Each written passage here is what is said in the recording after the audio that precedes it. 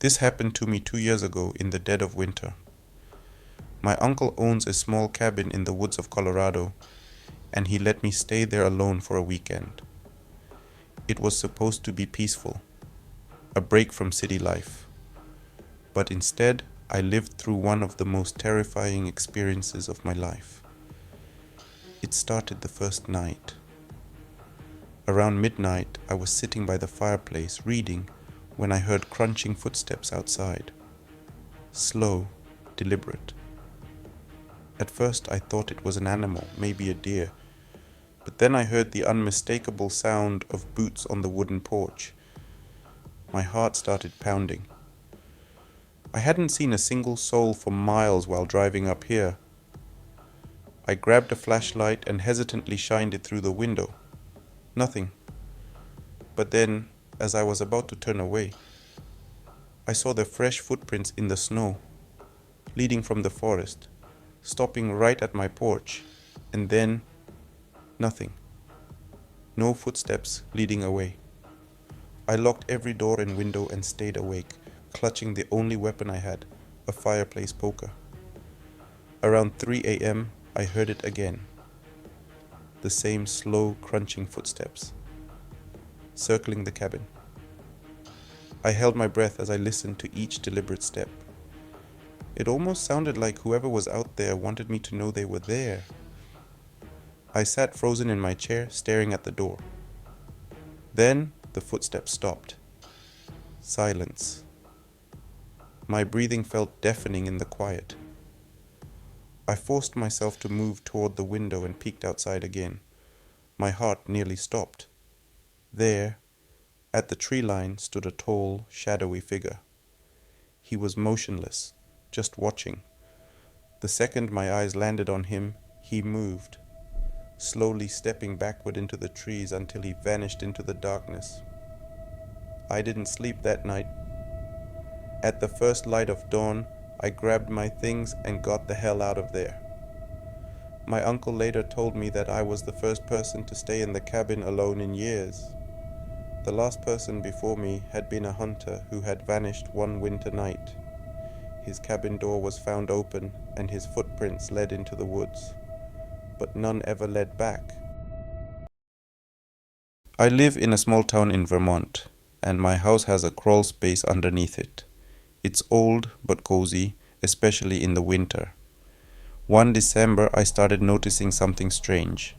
At night, I kept hearing faint noises coming from below my floor, like shuffling, but not from any animal I knew. One night, I decided to investigate.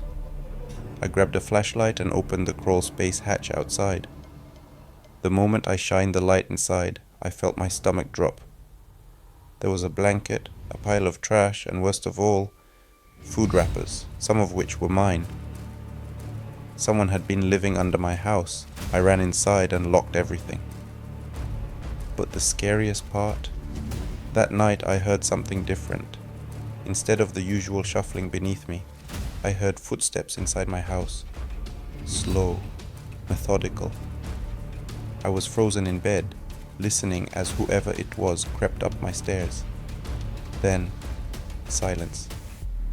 I finally worked up the nerve to grab my phone and call the police. They searched the house and found nothing. But when they checked the crawl space, they found a disturbing clue. A small, crudely carved hole leading into my basement. Whoever had been staying under my house had been coming inside. After that, I never stayed alone in that house again. But one detail still haunts me. When the police searched the crawl space, they found something else. A journal filled with pages and pages of scribbled notes. And among the mess, one sentence repeated over and over, "I watch her sleep. I watch her sleep." Last year, during a brutal snowstorm, I got stranded on a back road in Minnesota. My phone had no service and my car wouldn't start. The snow was piling up fast and I had no choice but to walk. After about 10 minutes, I saw something up ahead, a figure standing in the middle of the road. I called out, but they didn't move. As I got closer, I realized he wasn't wearing a coat, just a thin sweater, despite the freezing temperature. His head was tilted slightly like he was listening for something. Then he turned around. His face wasn't right. His eyes were too wide, his grin too stretched. He didn't blink. I felt my stomach tighten. Every instinct told me to run. And then he spoke. Only it didn't sound human. His voice came out garbled like a broken recording. Need ride home. I turned and sprinted back to my car. I didn't care if it wouldn't start. I'd rather freeze to death than stay near him. But when I looked back, he was gone. Just disappeared. The only thing left were his footprints in the snow.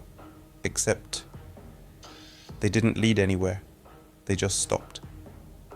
A truck came down the road a few minutes later and gave me a ride to town.